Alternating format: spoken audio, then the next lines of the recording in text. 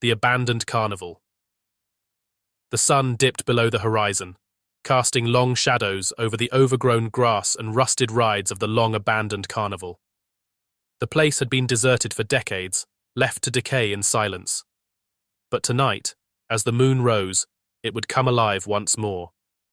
Bailey, a young woman with a fascination for the paranormal, had heard rumors about the carnival. Whispers and stories claiming it was haunted, that the spirits of those who had once reveled here still lingered, trapped in the decaying remnants of their former amusement. Curiosity and a thirst for adventure had led Bailey and her friends to the crumbling entrance gates. The wind whispered through the skeletal remains of ticket booths, and the moonlight cast eerie patterns on the ground as they ventured deeper into the carnival's heart. The Ferris wheel, its once brightly coloured gondolas now faded and chipped, loomed like a monstrous skeleton against the night sky. Bailey's heart pounded as she imagined the laughter and joy that had once filled the air. Now, only silence and decay remained.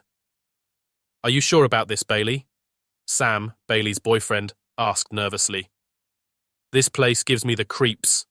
Bailey flashed him a mischievous grin. "That's the point, isn't it? We're here to see if the rumors are true. The haunted carnival, remember?" The group pressed on, their flashlights cutting through the darkness.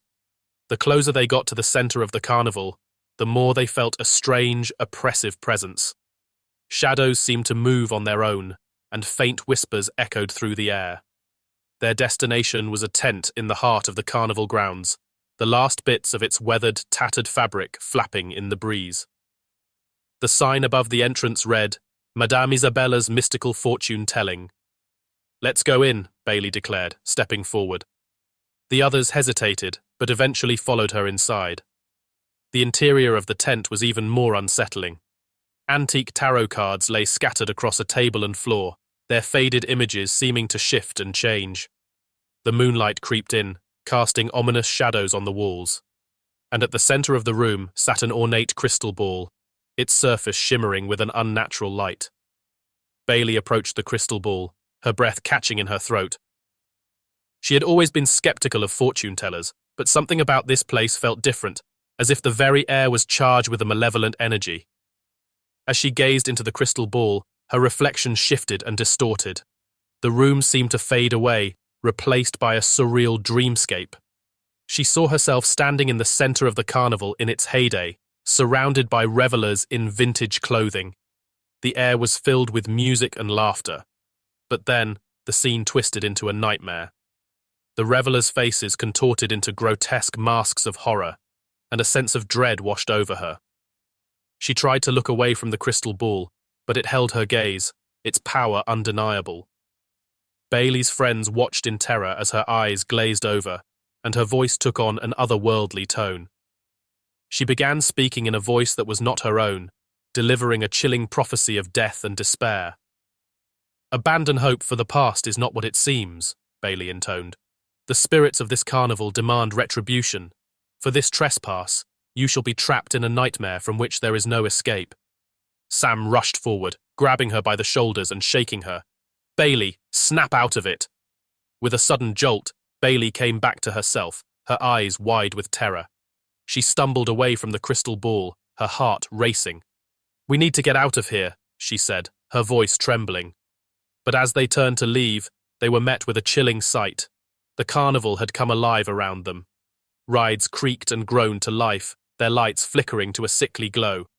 Twisted, spectral figures emerged from the shadows, their eyes gleaming with malevolence. The group ran, their footsteps echoing through the carnival as they desperately searched for an exit. But the carnival seemed to stretch on endlessly, its paths leading them in maddening circles. The spectral figures closed in, their ghostly hands reaching out, eager to claim their souls. "We shouldn't have come here," Sam shouted in terror as they stumbled through the nightmarish maze. As they reached the Ferris wheel, Bailey glanced up at it in sheer horror. The giant wheel spun relentlessly, its gondolas now filled with skeletal riders. At the top, a ghastly figure with hollow eyes and a sinister grin beckoned to them, a grotesque ringleader of the damned. As they ran past it, the ghostly figure drew nearer, its malevolent presence overwhelming. The air grew frigid, and the darkness pressed in, suffocating and malefic. A phantom voice penetrated their souls. It was a low, rumbling murmur, telling them to remain inside the gates and submit to the carnival's dark embrace. They pushed past the horrors that lay ahead, their hearts racing. As they reached the gate, chilling laughter echoed in the void. Bailey pushed open the rusted iron gate with trembling hands. As they stepped beyond the threshold, relief washed over them. They were free, or so they thought. But as they looked around, a chill settled in their bones. The carnival was not abandoned, it was bustling with life. Families laughed and played games, children screamed with delight as they rode the merry-go-round, and the aroma of cotton candy filled the air. Confusion and dread gnawed at Bailey, Sam, and their friends. They had expected to escape the nightmare, yet they now found themselves trapped in a seemingly joyous carnival.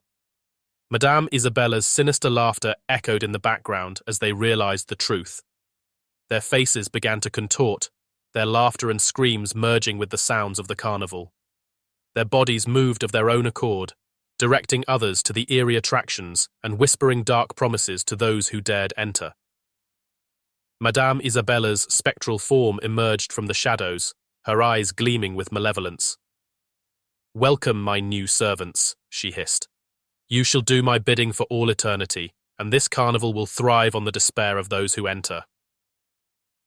The once frightened group had become part of the carnival's horrifying spectacle, forever ensnared in a never-ending nightmare. As they watched families play and laugh, they were reminded of the normal lives they could never reclaim. They were now eternal participants in a sinister carnival, forever under the command of the malevolent priestess. And deep within the abandoned tent, the crystal ball pulsed with a malevolent energy, whispering dark secrets into the void. Madame Isabella's curse bound them to the carnival's never-ending nightmare, a fate from which there was no escape.